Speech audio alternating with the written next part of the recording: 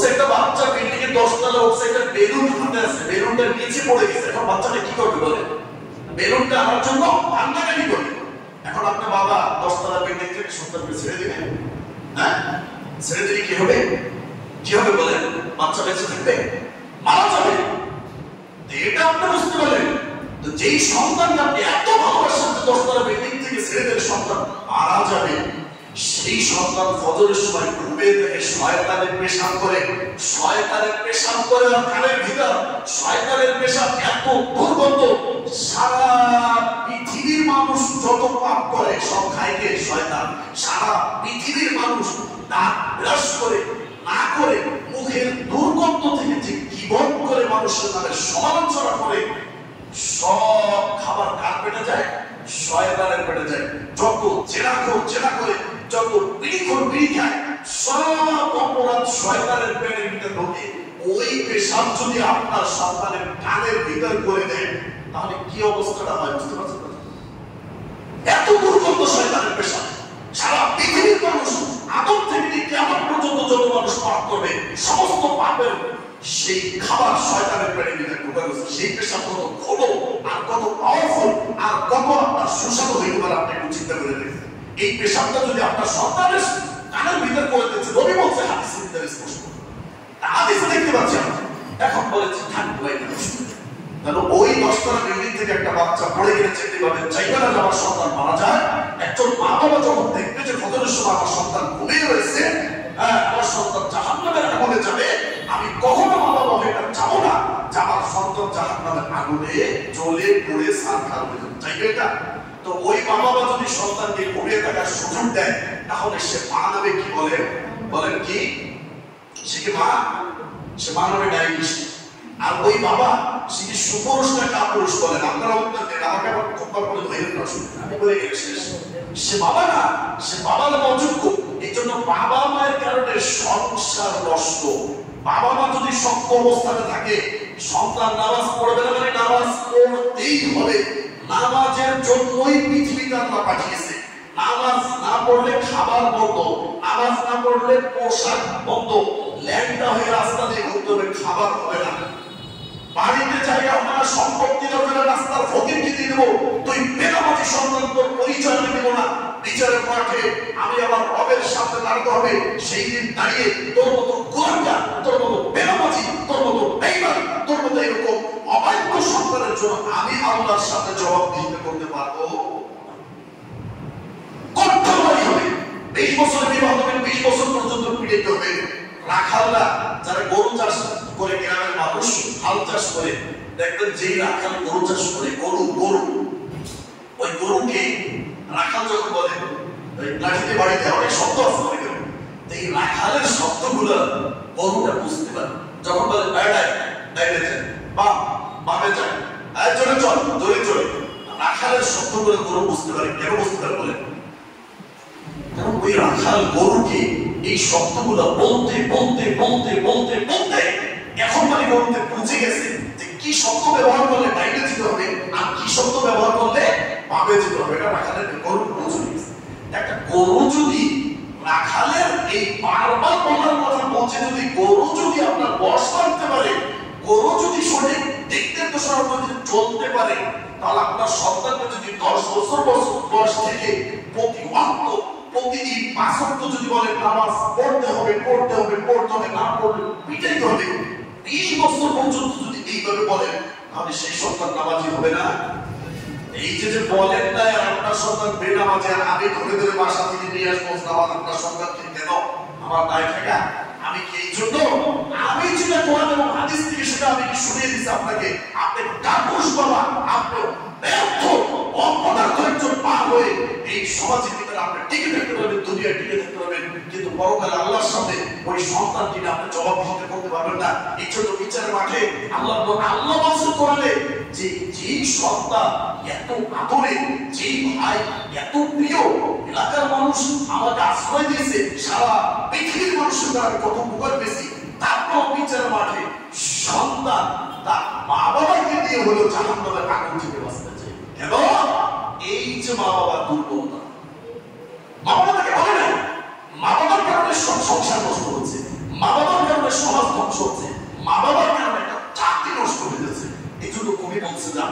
তুমি আমাকে একজন আদর্শ মা দাও, আমি তোমাকে আদর্শ জাতি বলছে না কবি। ওই আদর্শ মা কই? কোথায় আদর্শ মা?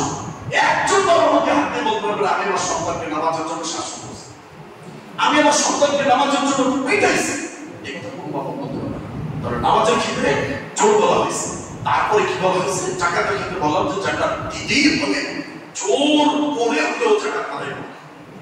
নামাজ এবং জাকাত এই দুইটা বিধান এত কঠিন যে পিটিয়ে হইলেও আদায় করতে হবে।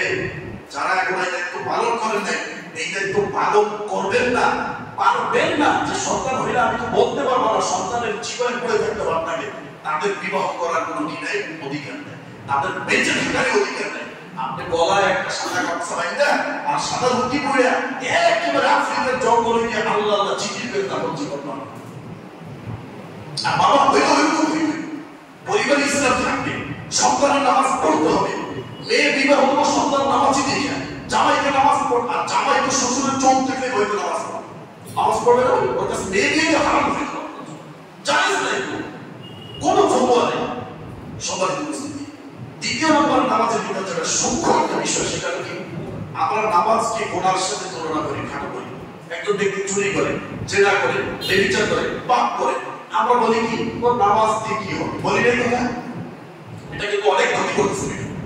ইমাম ইবনুল কাইয়িম রাহিমাহুল্লাহ তিনি বলেন, যদি কোনো ব্যক্তি অন্যায়ের কারণে, পাপের কারণে যদি নামাজ ছেড়ে দেয়, তাহলে দুইটি পাপ।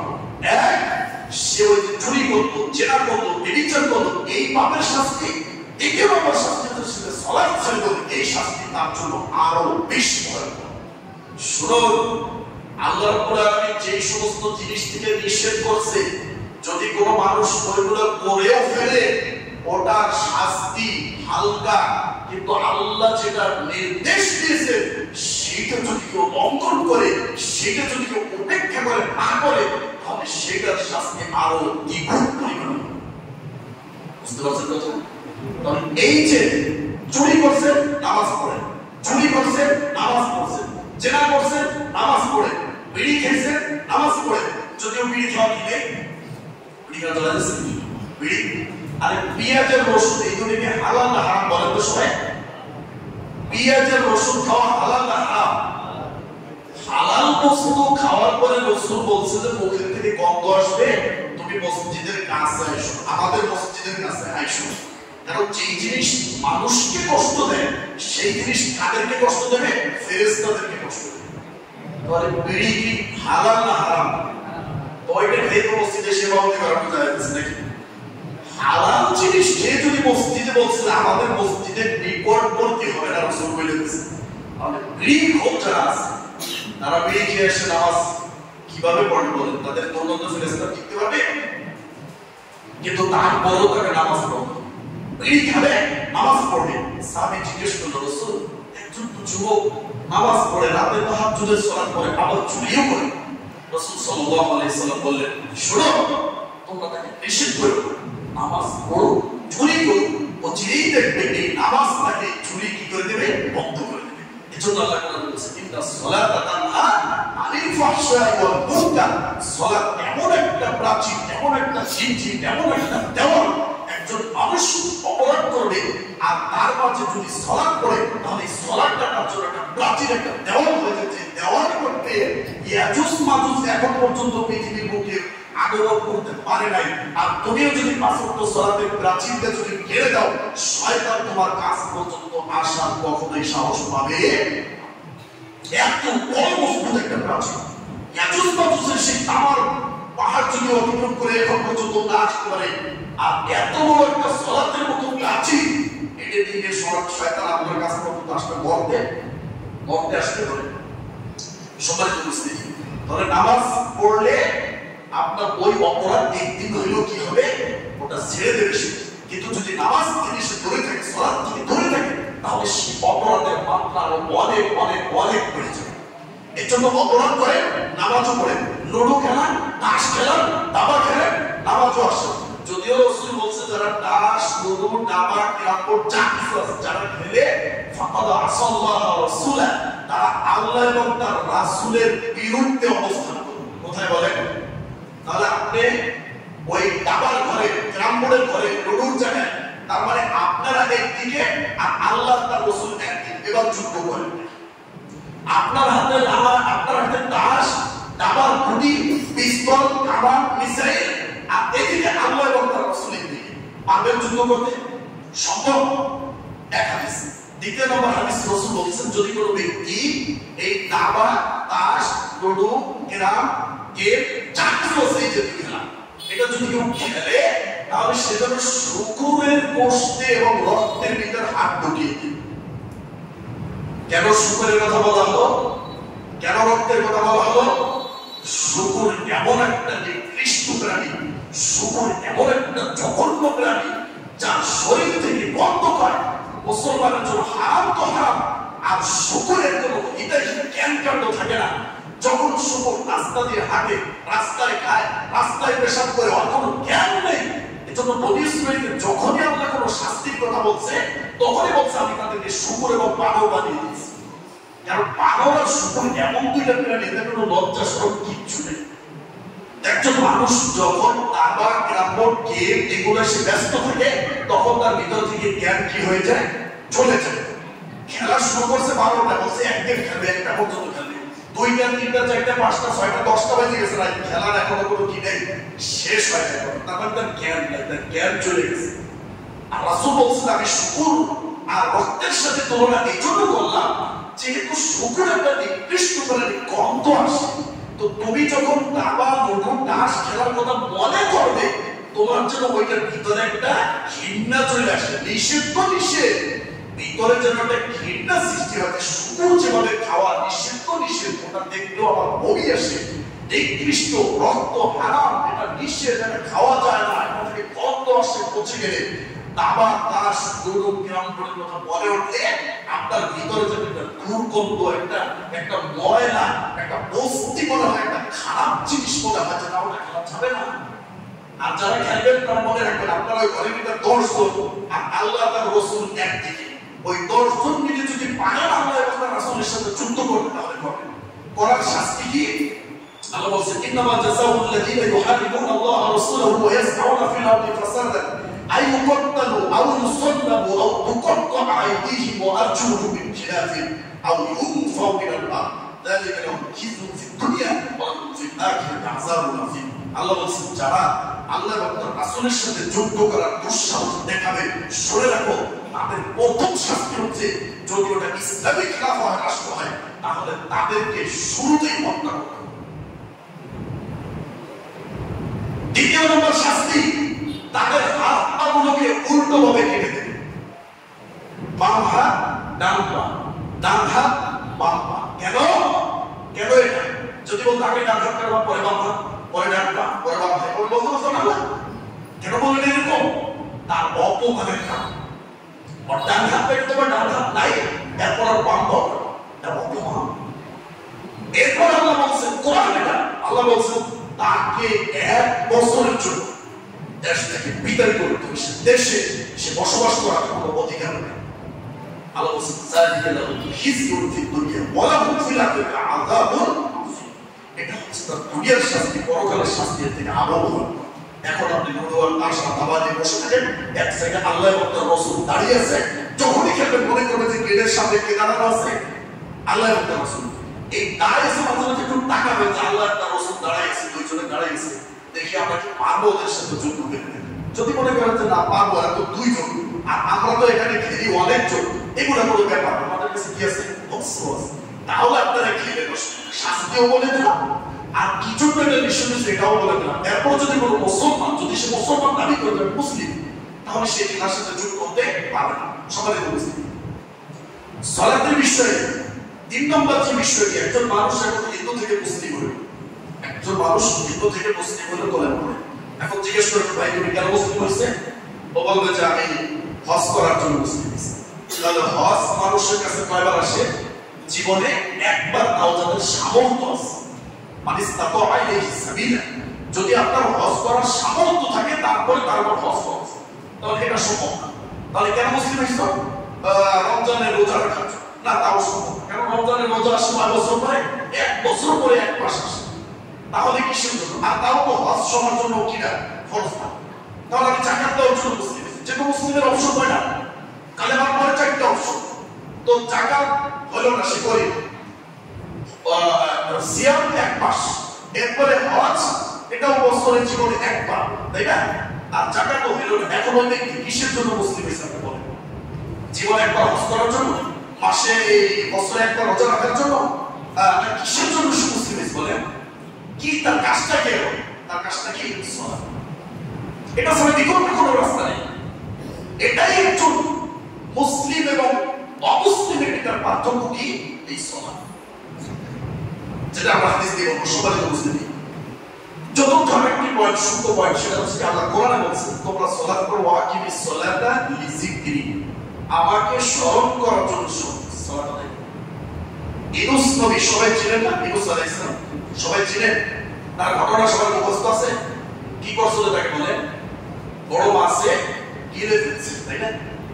তো আল্লাহর একজন প্রিয় নবী, একটু চিন্তা করেন, সবাই ঘুমান নাকি? ঘুমায় না। একজন নবী হয়ে বিপদে পড়ছে, মাছে গিলে ফেলছে, আল্লাহ কি উপরে বসে সব দেখতেছে না? যে আমার নবী বিপদে আছে, মাছের পেটের ভিতরে ঢুকে আছে, এত বড় বিপদ, এর থেকে বড় বিপদ একজন নবীর জন্য আর কি হতে পারে? আল্লাহ এটা দেখে নেই। আল্লাহ কিন্তু মাছের পেট থেকে ইউনূস নবীকে বের করে নেই, করছে? করে না। কি বলছে আল্লাহ? ফালাউলা আন্নাহু কানা মিনাল মুসাব্বিহিন লালাবিথা ফি বাতনিহি ইলা ইয়াউমি ইউবআসুন। বলছে ইউনূস নবী যদি মাছের পেটে বসে লা ইলাহা ইল্লা আনতা সুবহানাকা ইন্নী কুনতু মিনাজ জালিমিন, যদি আমি আল্লাহকে স্মরণ না করত, লালাবিথা ফি বাতনিহি ইলা ইয়াউমি ইউবআসুন, কিয়ামত পর্যন্ত আমি তাকে মাছের পেটের ভিতরে রেখে দিতাম। বুঝতে পারেন এই কথা? ইউনূস নবী যদি আমি আল্লাহকে বিপদের মুহূর্তে যদি স্মরণ না করত, আমি আল্লাহকে কিয়ামত পর্যন্ত ওই মাছের পেটের ভিতরে রেখে দিতাম। তাহলে আমরা বিপদে পড়লে স্মরণ করি কাদের কি বলবো? আপনি মিলিয়ে দেবেন, আমি বলবো। তাহলে যদি আল্লাহকে ছাড়া বন্ধুকে স্মরণ করেন, কিয়ামত পর্যন্ত আপনি ওই বিপদে থাকবেন, মৃত্যু পর্যন্ত ওই বিপদে থাকবেন। যত বড় বিপদ সাথে সাথে আল্লাহর কাছে দাঁড়িয়ে যাবেন। দ্বিতীয় নম্বর, মুসা আলাইহিস সালামকে আল্লাহ রাব্বুল আলামিন বলেন, মুসা তুমি ফিরাউনের কাছে দাওয়াত দিয়ে যাও। তো মুসা আলাইহিস সালাম বললেন যে আল্লাহ, আমি তো তোতলা, আমার কথা তো বুঝবে না ফিরাউন, আর মজা করবে আমাকে। তো মুসা আলাইহিস সালাম যে তোতলা, কথা বলতে পারে না, এটা কি আল্লাহ জানে না? জানার পরেও বলছে যে তুমি যাও। তো আল্লাহ যদি চাইতো যে মুসাকে আমি পাঠাচ্ছি ফিরাউনের কাছে, তো আমি তোতলাটা ঠিক করে দিই, কিন্তু আল্লাহ কি দিছে? দেন কেন? মুসা আলাইহিস সালাম যদি আল্লাহকে স্মরণ করেছে, মুসা তুমি আমার শরণাপন্ন হও, তুমি আমাকে স্মরণ করো। তো ওই যে বললো যে আল্লাহ আমি তো তোতলা, এই যে আল্লাহকে স্মরণ করে আল্লাহ বলছে ক্বালা রাব্বি ইশরাহ লি সাদরি ওয়া ইয়াসসির লি আমরি ওয়াহলুল উকদাতাম মিন লিসানি ইয়াফকাহু কওলি। যখনই মুসা স্মরণ করছে, তখনই আল্লাহ তার বিপদকে, মুখের জড়তা কি করছে? দূর করে দিয়েছে। পরে আল্লাহ বলছে মুসা তুমি যাও, কিন্তু ওয়ালা তানিয়া ফি যিকরি, আমাকে ভুলে যেও। সবার উপস্থিতি। তাহলে একজন মানুষ আল্লাহকে স্মরণ করার জন্য সবচেয়ে বড় উপায় হচ্ছে কি বলে? পাঁচ ওয়াক্ত সালাতটাকে জামাতে আসতেই হবে, এছাড়া আল্লাহকে স্মরণ করার কোনো মাধ্যম পৃথিবীতে নেই। আরেকটি নামাজের নিজের সুন্দর বিষয়, নামাজের মাধ্যমে দোয়া করা হয়, আল্লাহর কাছে কিছু চাওয়া হয়। তো যখন সূর্যগ্রহণ লাগলো, চন্দ্রগ্রহণ হলো, বৃষ্টির জন্য আল্লাহ নবী যখন দোয়া করলেন, তো বৃষ্টির জন্য আপনি সাহাবীদেরকে দোয়া করলে বলতেন আল্লাহ তুমি বৃষ্টি দাও, দিতে পারতো না? তারপর আপনার কি হয়েছে? সূর্যগ্রহণ লাগছে, চন্দ্রগ্রহণ লাগছে, আল্লাহ নবী এমনি বলতে পারতেন দূর করে।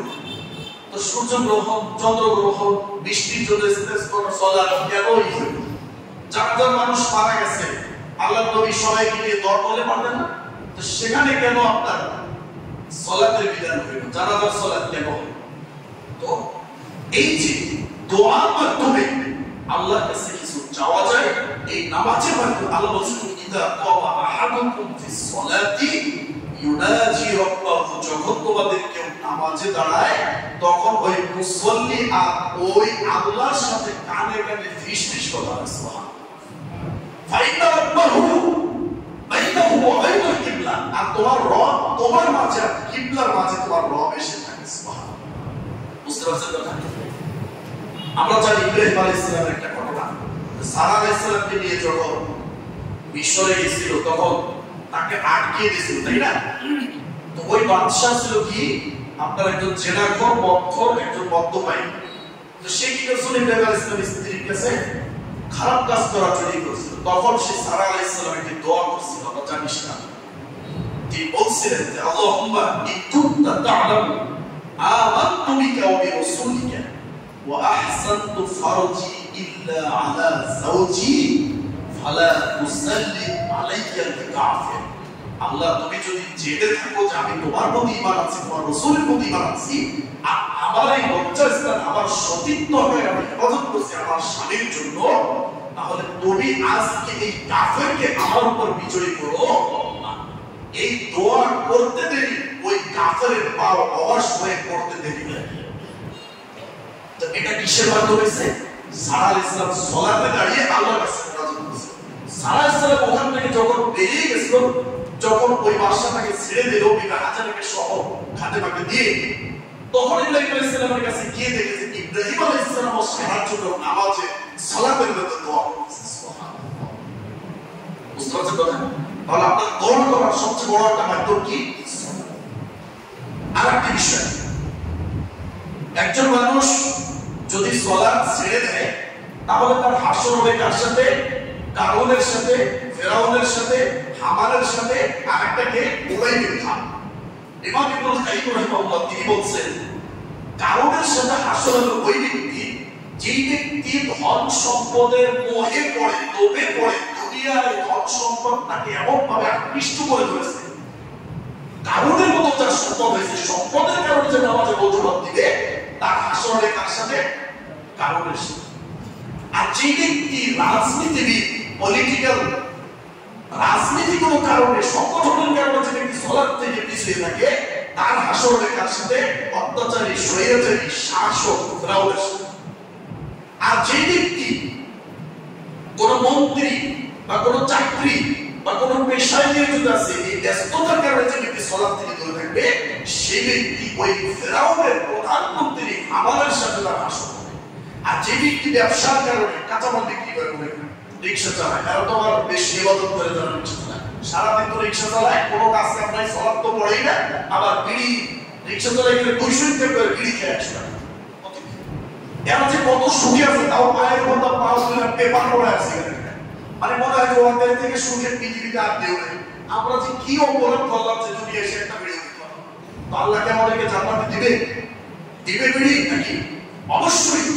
যে যা চাইবে জান্নাত আল্লাহ তাই দিবে, যা চাইবে আল্লাহ তাই দিবে জান্নাত। একটু অপেক্ষা করেন, এই দুনিয়ার বিড়ি খেয়ে আপনার কোনো লাভ নেই। যদি একজন মানুষ দৈনিক 50 টাকার বিড়ি খায়, দৈনিক 60 বছর যদি সে বেঁচে থাকে, একজন বিড়ি খায়, ও মনে করে শুধু বিড়ি খাওয়া, আর বিড়ি খাওয়া তো পাপ করে ভাই।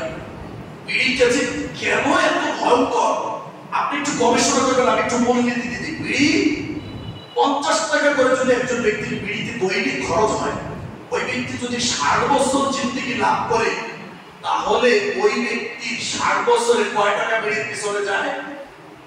10 লক্ষ থেকে 11 লক্ষ টাকা। বুঝতে পারছেন কথা? একজন ব্যক্তি বিড়ি খাওয়ার পর থেকে 60 বছর জিন্দেগি পর্যন্ত 10 লক্ষ টাকা সে বিড়ি খেলো। আচ্ছা বলেন, এই 10 লক্ষ টাকার মালিক যদি কেউ হয়, তাহলে তার টাকা খরচ হয়েছে না?